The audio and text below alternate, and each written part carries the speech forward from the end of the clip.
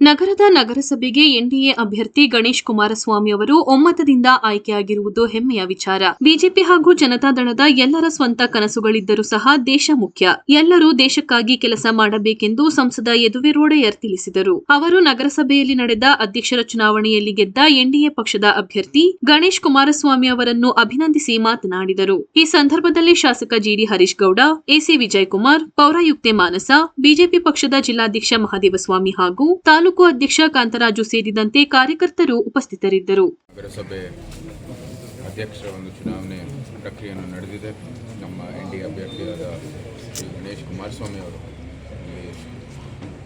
ಬಹುಮತದಿಂದ ಆಯ್ಕೆಯಾಗಿರ್ತಕ್ಕಂಥದ್ದು ನಮ್ಮೆಲ್ಲರಿಗೂ ಸಂತೋಷದ ವಿಚಾರ, ಹೆಮ್ಮೆಯ ವಿಚಾರ. ನಮ್ಮ ಎನ್ಡಿಎ ಏನಿದೆ, ಮೈತ್ರಿ ಜನತಾದಳ ಮತ್ತು ಬಿಜೆಪಿ, ಇವತ್ತು ಎಲ್ಲ ನಮ್ಮ ಸ್ವಂತ ಆಕಾಂಕ್ಷೆಗಳಿದ್ರೂ ಸಹ ದೇಶ ಮುಖ್ಯ ಮತ್ತು ಎಲ್ಲರೂ ಸಹ ದೇಶಕ್ಕಾಗಿ ಕೆಲಸ ಮಾಡಬೇಕು. ಆದರೆ ಎಲ್ಲಕ್ಕಿಂತ ಹೆಚ್ಚು ಅದು ಮುಖ್ಯ ಅಂತ ಹೇಳಿ ಆ ದೃಷ್ಟಿಯಲ್ಲಿ ಒಂದು ಎನ್ಡಿಎ ಅಭ್ಯರ್ಥಿನೇ ಆಗಿ ಬರಬೇಕು ಅಂತ ದೃಷ್ಟಿಯಲ್ಲಿ ಇವತ್ತು ಗಣೇಶ್ ಕುಮಾರಸ್ವಾಮಿಯವರನ್ನು ಆಯ್ಕೆ ಮಾಡಿದ್ದಾರೆ.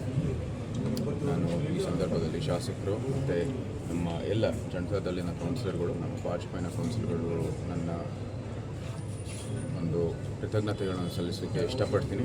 ಮುಖ್ಯವಾಗಿ ನಮ್ಮ ಇಂಡಿಪೆಂಡೆಂಟ್ ಕೌನ್ಸಿಲರ್ಗಳು ಸಹ ನಮ್ಮದು ಮತವನ್ನು ನೀಡಿದ್ದಾರೆ. ಅವ್ರಿಗೆ ಕೂಡ ನಾನು ಅಭಿನಂದನೆಗಳನ್ನು ಸಲ್ಲಿಸುತ್ತೇನೆ.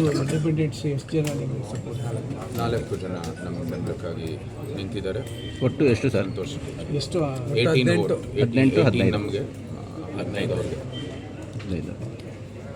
ಸರಿ ಸರ್. ಮತ್ತು ಈ ಚುನಾವಣೆ ಇದು ಬಿಟ್ಟಂತ